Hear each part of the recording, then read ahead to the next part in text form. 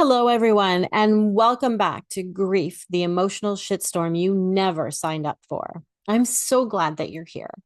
Today's conversation, it's not going to be very polished and it's not going to be perfectly packaged because this topic, it's one of the rawest, realest, and most tender ones that we'll talk about. It's all about asking for help, or rather, why we don't. And before you click away, because I know this one might hit a nerve, I want to invite you to stay with me today. Because if your grief feels really heavy or heavier than usual, if the tears are really close to the surface and much closer than you let on, if you're exhausted from pretending that you're fine, this episode is for you. For those of you who are new to my channel, I'm Margaret, a woman's life empowerment and holistic grief coach. And I am so passionate about helping women to move beyond grief, to heal so that they can move forward without the guilt. And we all know how good we are at carrying that guilt bag with us everywhere. So we never get over grief. We learn to integrate it into who we've become because of our grief. And I know this. I've been on my own grief journey for most of my life, and I know firsthand what it feels like to try and figure it all out on my own. So I hope today's podcast will help you feel more human because grief does not come with a manual. We are literally winging it from day one, trying to figure it all out as we go along. And that's why I'm doing the podcast, to bring grief to the table and to start talking about it. All right, so let's dive into today's episode. I want to start out with a little story, and maybe it'll sound familiar to you. You wake up in the morning, your chest feels heavy. You sit on the edge of the bed, staring at the floor, and wondering how you're going to make it through another day. But you get up because you have to. There's a Zoom meeting, a kid you have to drive to school, there's a report due at work, you have to figure out dinner for the night, you have to take the dog to the groomers, and a life that you're expected to show up for is waiting for you to just keep on living. So you slap on the makeup, you cover up the bags under your eyes because you've been up crying all night and you've barely slept. And then you breathe through the deep, constant ache in your heart and the pit that lives in the bottom of your stomach. And you head out into the world. You attend that Zoom meeting, zoning in and out and struggling to pay attention. You drop your kids off at school, holding back tears as you watch them run off with their friends. You hand in that report, but about 5 minutes later, you couldn't tell them what was in it. You drop your dog at the groomers, and then you set an alarm so that you don't forget to pick them up because you can't trust your brain to remember. You decide to do takeout for dinner because seriously, you cannot figure out what you want for dinner, nor do you have the energy or desire to even cook anything. And when someone asks you, "Hey, how are you?" you say, "I'm fine," but you're not, because behind the "I'm fine" lives your grief. And behind your grief is this quiet, desperate thought, "I can't do this alone anymore." But you keep going because you've been told that grief is personal, that strength is silence, that asking for help means that you are weak or broken or, God forbid, a burden. So seriously, where did we ever get those ideas? So with all of that swirling around in your head, you white knuckle it through all of your days. You cry in the car, you rage fold laundry. I know I've done that. You laugh at meetings and then you cry and sob in the shower. And you wonder if anyone actually sees the emotional weight of grief that you're carrying. So does any of that sound familiar? Any of it? Because it totally sounded familiar for me. But let me be the first one to say, I see you. And more importantly, you don't have to do this alone. In fact, you can't do this alone. And that is the one lie that we as women believe, that we can heal our grief all by ourselves, all on our own, that if we just push it down far enough, we can have the strength to do life, to do what needs to get done. That's why we stay stuck. We are such horrible, horrible martyrs. And the truth is we heal through connection. We need connection to other people.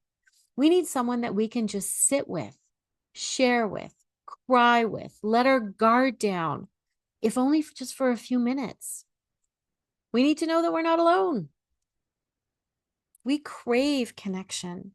So if we get connection in the rest of our life and we crave that sense of belonging and we crave being around other people, why do we feel like we can't do that when we're grieving? It's a really big question to ask yourself and something to contemplate. I know I was really stuck for a long time in my grief because I didn't ask for help, but I didn't know I was stuck either. And I'm going to guarantee that you probably don't know that you're stuck either. I just thought that it was the way that it was, that I was going to feel sad and be touchy and indecisive and exhausted for the rest of my life because that was what grief was. I was so wrong. So wrong. So let's look at some of the reasons why we resist asking for support, especially as women. We hear, I don't want to be a bother. No one will really understand anyway. And just for clarification, no one will ever truly understand what you're going through, but they might be able to relate to it a little bit better. Maybe there's the idea of, I've always been the strong one, so therefore I need to keep being strong. Or I should be over it by now. I hate that one because when you think about being over it, it means that there's an end point. And I hate to burst the bubble, but when you're going through grief, there is no end point. We learn how to incorporate it into who we are. We don't ever get over grief. That's a huge lie that they tell us as well. Then there's always the thought of, what if I fall apart and I can't get it together again? That's a huge concern for a lot of my clients. They're afraid to let out their emotions. They're afraid to feel what they feel. They're afraid to express it because what if they can't pull themselves back into this very tightly wound, wrapped up package that is barely making it through the day, right? A lot of them are like, I don't have time to fall apart. I don't have time to do that because what if my kids need me? What if my spouse needs me? What if my parents need me? What if my work needs me? What if you need you? So you need to be able to give yourself permission to fall apart with someone. You can fall apart on your own. I've done that many, many times, but it's also really important to be able to find someone, right? And then there's another thing that comes up for us too is, what will people think of me if I can't do this on my own, right? There's so much pressure on us to be able to be everything to everyone. And we forget that we have to be everything to ourselves as well. So do any of those sound familiar to any of you? I would bet that they do, because all of them were so familiar to me. And they were lies that I told myself every single day, mostly because I was absolutely terrified about feeling my grief. I didn't think that I could handle the emotional pain, and there was no way I was going to involve anyone else with it. At least what I thought. And I figured my pain was mine to deal with and mine to get over, because before I moved into the griefs field and helping my clients with grief, I thought you could get over grief. That's what we were told, right? So you see, grief in her very wise wisdom convinces us that we're too much or we're not enough. And then within our North American society, which is where I live in Canada, it adds on to this idea by praising the woman who keeps it all together, right? Who shows up, smiles, does it all without skipping a beat. The woman who hides her grief, doesn't show up sad or unkept or exhausted, or, we don't show up in our grief. When we hide it, we're doing a great job. So we tell you, you're so strong. You're so brave. But beneath the surface, you are crumbling. I don't know about you, but I sure as hell did not feel very strong or brave when my son died. That was 16 and a half years ago, but it feels like yesterday. Like I felt numb, I was exhausted, and like I just wanted to curl up in the corner and cry until I fell asleep, because when I was asleep, I couldn't feel the emotional pain. I wanted someone else to tell me what to do. I wanted someone to take away my pain. I wanted someone to hold me while I fell apart. But I didn't know how to ask for that. And I was afraid to ask for that for all those reasons that we just talked about. But I want you to know something. And I really, really, really want you to hear this. Asking for support does not mean that you have failed doing grief. There is no way of doing grief that is, you have to do this and this and this and this. Grief is your own journey. It's your own experience. We all do it differently. We all do it in our own way, and we all do it in our own timeline. There is no right or wrong way of doing grief, but asking for help is a big part of that. When you ask for help, it means you're human. It means your pain matters. And it means that you are smart enough to know that healing does not happen in isolation.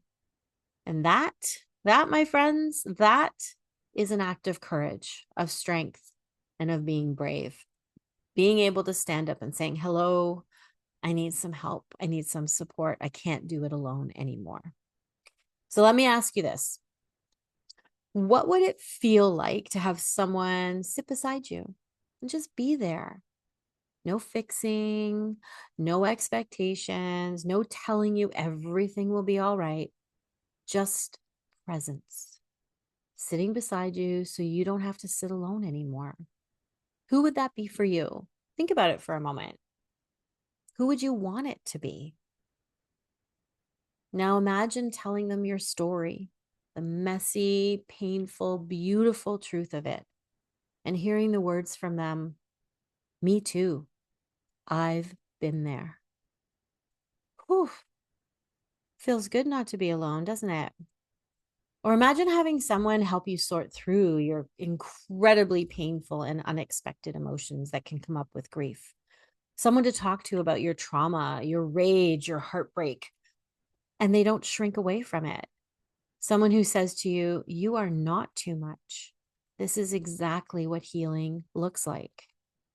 Because you deserve that kind of support. And it doesn't have to come from everyone. It can just be one trusted friend, a therapist, a grief coach like myself, a circle of women who've walked through their own fire, and they can help you walk through yours. I have seen it over and over again. When a woman gives herself permission to receive support, something shifts inside of her. Her grief doesn't disappear, but it softens. And she finds her breath again, and her laughter again, and her worth again. Because I'll tell you, we lose all of that when we are going through our grief. So let's rewrite the narrative, shall we? Okay, this is going to be exciting. We're going to change this, and I really want you to pay attention to how we're rewording this because it's really, really important. Strength is not doing it all yourself. Strength is knowing when you've had enough and saying, I need help. I need support. I can no longer carry this weight on my shoulders anymore, and I can't do it alone. You, my friend, are not a robot. You are not a superhero. Although being Wonder Woman and having an invisible jet and the golden lasso sounds pretty cool, but we are not superheroes, even though we have been made out to be on numerous occasions. You are a woman who has lived through deep, painful loss, maybe a death, a divorce, a diagnosis, a job loss or restructuring, a dream that hasn't come true, a life that didn't live up to your expectations. And it has all changed you. You're never the same after grief. No one is. Grief will crack us open, but it also then makes space for tenderness, for growth, and for connection, but only if you let it. So if you're willing if you're waiting for a sign that it's okay to reach out, this is your sign. I am giving you 100% permission to reach out for support because you deserve it. And you don't have to do this alone. So if you have someone that you can reach out to for support, I encourage you to do that. Like now, don't wait. You deserve to have the support that you need. And if either you don't have that trusted someone, or you're looking for additional support, or you would prefer to work with someone who has absolutely no stakes in the game, I would love to be that person for you. I created my Empower Awakening program for exactly this reason, because women like you, women who are tired of holding it all together, who are successful in their own right and are very successful on the outside, but are totally unraveling on the inside, you need a space to unravel without judgment, without expectation, without timelines. You need a space to heal, to be witnessed, and to be gently guided back to yourself. So if that speaks to you, if you've been listening and thinking, oh my God, that sounds totally like me, then I would love to invite you to book a call and see if working together makes sense. You can find the link in the description down below. Let's walk your grief journey together. You don't have to carry it alone. You never did. So remember this: you are not weak for needing help. You are not behind in your grief journey. Remember, there's no timeline. You are definitely not broken. You are human. You are worthy. And boy, oh boy, are you loved. Thank you so much for listening today. I'll see you next week on Grief, the emotional shitstorm you never signed up for. And remember, you are worth it.